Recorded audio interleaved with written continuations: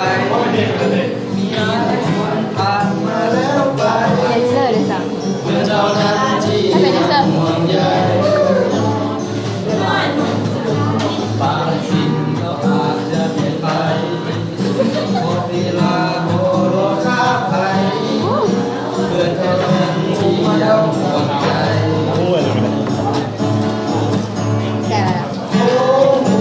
ความจริงใจที่เรามีให้กันความผูกพันที่มีตลอด